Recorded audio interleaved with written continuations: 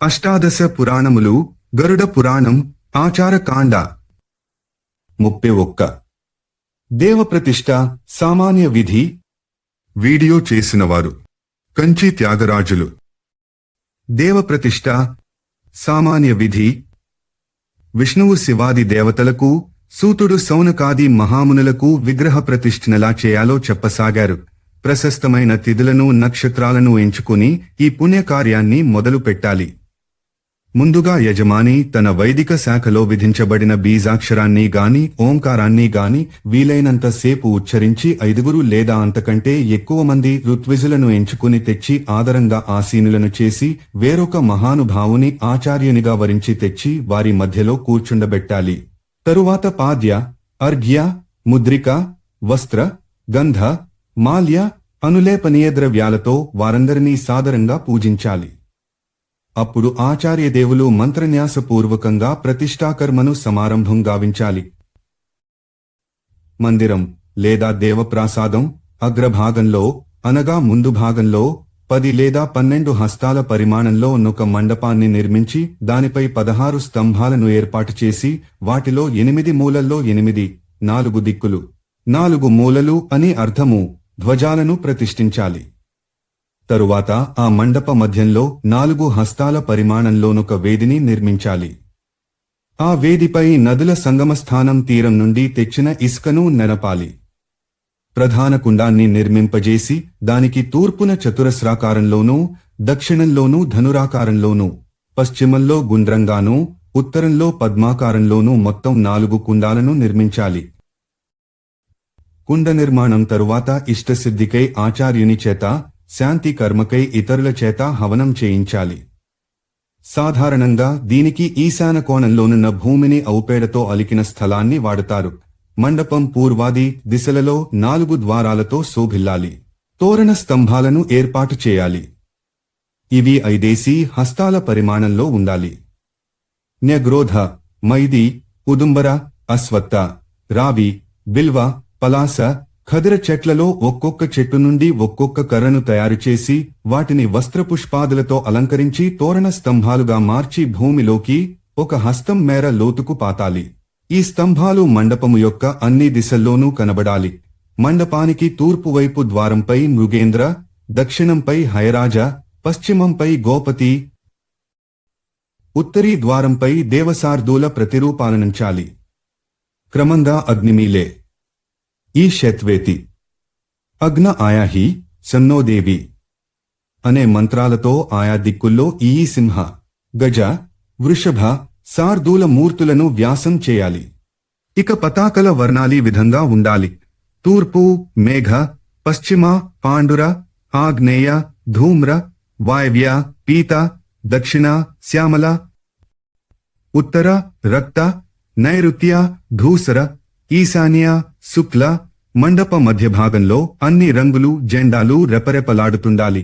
ఇంద్ర విద్యోతి అనే మంత్రంతో తూర్పులో ఇంద్రుని, సంసుప్తి అనే మంత్రంతో ఆగ్నేయంలో అగ్నిని, యమోనాగ అనే మంత్రంతో దక్షిణంలో యముని, రక్షోహణావేతి అనే మంత్రంతో పశ్చిమంలో వరుణుని, ఓం వాతేతి అనే మంత్రంతో వాయవ్యంలో వాయుదేవుని అభిషేకించి ఉత్తర దిశలో ఓం ఆప్యాయస్వేతి అనే మంత్రంతో కుబేరుని పూజించాలి. తరువాత ఓం తమీశాన అనే మంత్రంతో ఈశాన్యంలో ఈశానుని, మండప మధ్య భాగంలో ఓం విష్ణోర్లోకేతి అనే మంత్రంతో విష్ణుదేవుని పూజించాలి. ప్రతి తోరణ సమీపంలోనూ 2 కలశలను స్థాపించి వస్త్ర, ఉపవస్త్రాలతో వాటిని కప్పి చందనాది సుగంధిత పదార్థాలతో అలంకరించి ఈ క్రింది మంత్రాలతో వాటిపై పుష్ప వితానాది ఉపచారాలనుంచుతూ దిక్పాలకులను పూజించాలి. ఓం త్రాతారమింద్ర తో ఇంద్రుని, ఓం అగ్నిర్లూర్ధ తో అగ్నిని, ఓం అస్మిన్ వృక్ష తో నిరుతిని, ఓం కించే దధాతు తో వరుణుని, ఓం ఆచత్వ తో కుబేరుని, ఓం ఇమారుద్రేతి తో రుద్రుని.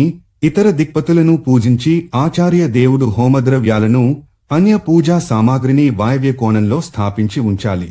తరువాత అక్కడున్న శ్వేత శంఖాది శాస్త్రవిహిత సమస్త వస్తువులను ఆయనొకమారు దీక్షగా చూడాలి.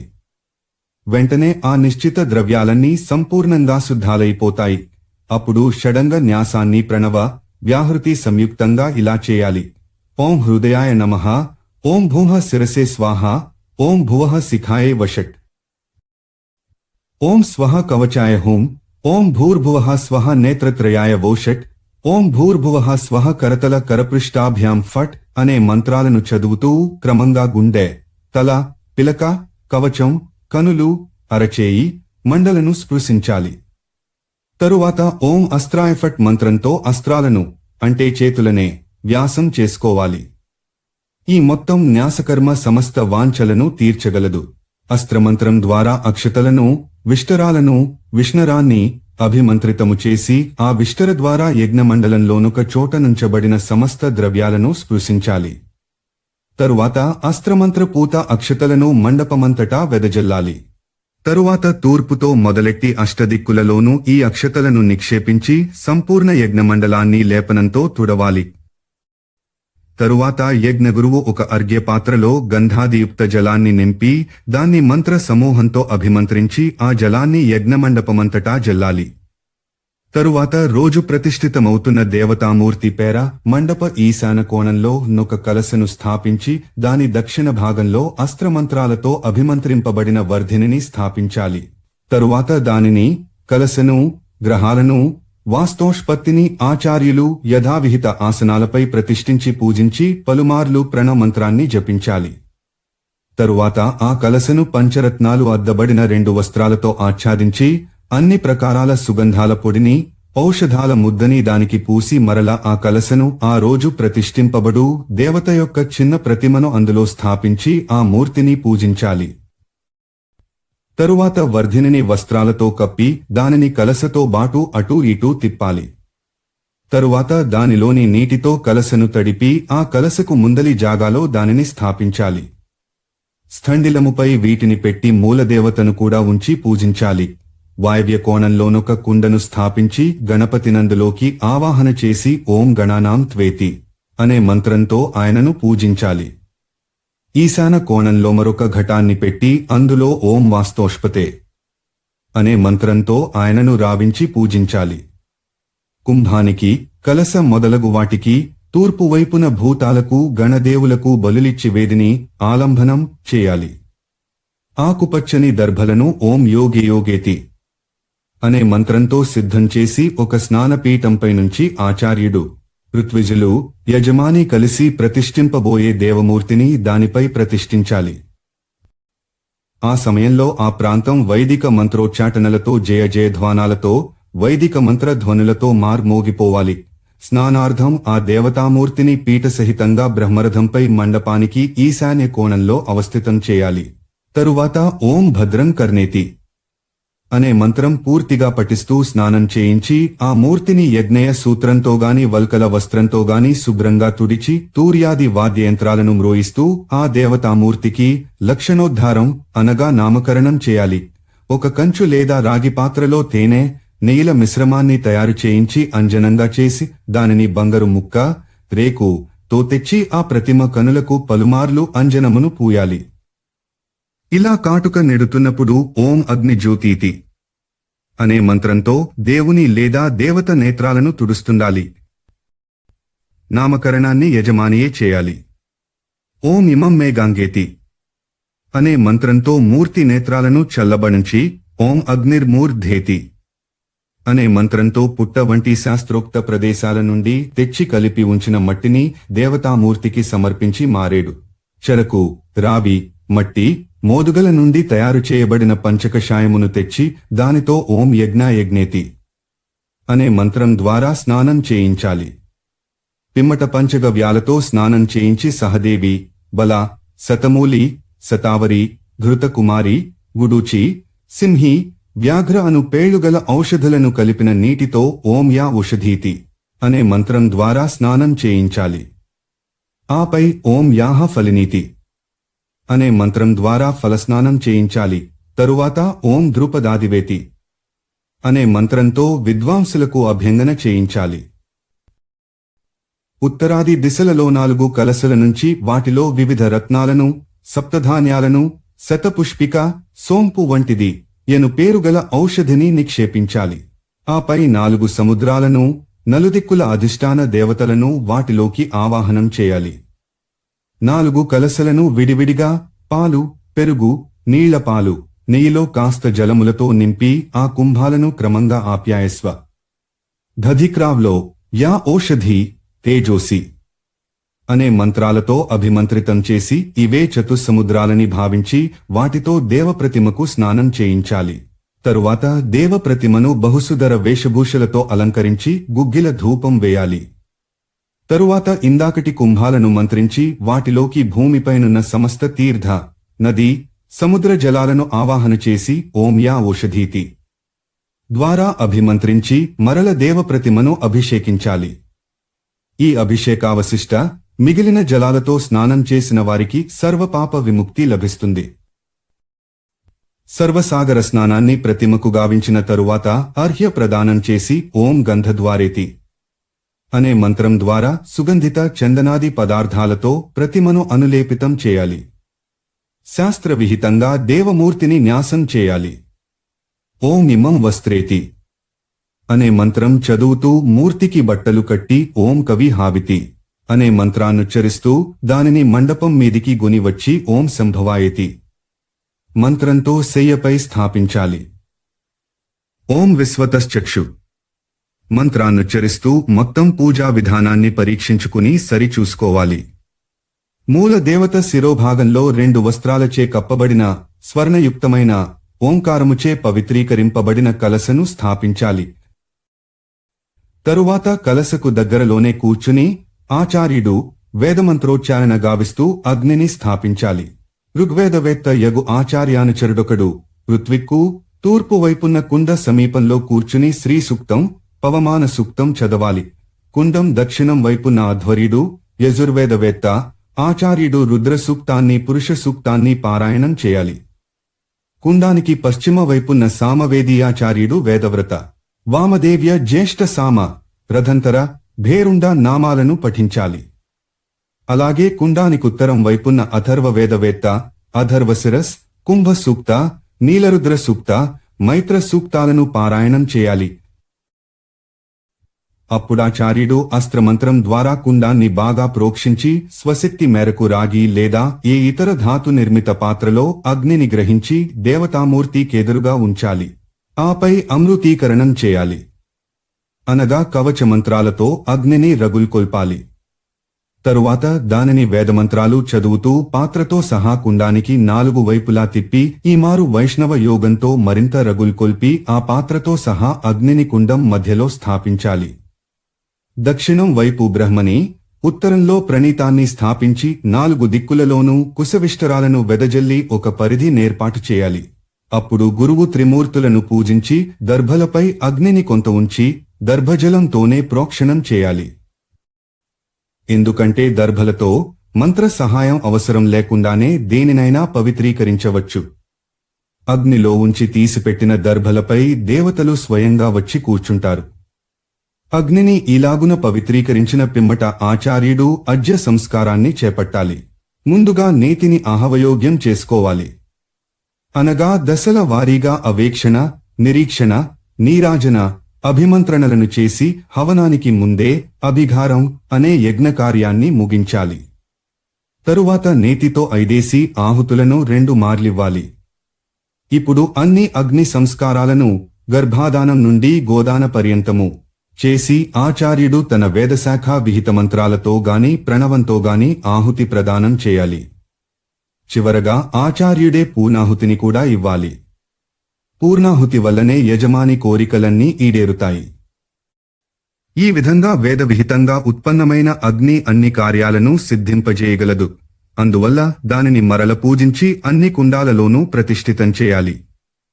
ప్రతి కుండము వద్ద ఋత్విక్కులు వారి వారి శాఖామంత్రాలతో ఇంద్రాది దేవతలందరికీ నూరేసి ఆహుతులను ప్రదానం చేయాలి. పూర్ణాహుతిని సమర్పించి మరలా ఆ దేవతలందరికీ ఒక్కొక్క ఆహుతినివ్వాలి. ప్రతి హోత తాను అనుష్ఠించిన ఆజ్యాహుతుల శేషభాగాన్ని యథావిధిగా కలశలలో సమర్పించాలి. అప్పుడు ఆచార్యుడు దేవత, మంత్ర, అగ్ని సహితంగా తాదాత్మ్య భావన పూర్తిగా మరల పూర్ణాహుతినిప్పించాలి. ఆచార్యుడు యజ్ఞమండలము నుండి పైకి వచ్చి సర్వదేవతలకు బలులివ్వాలి. భూతాలకు నాగులకు కూడా బలులివ్వాలి. నిజానికి తెలలు, సమిధలు రెండింటినే విహిత హోమ పదార్థాలంటారు.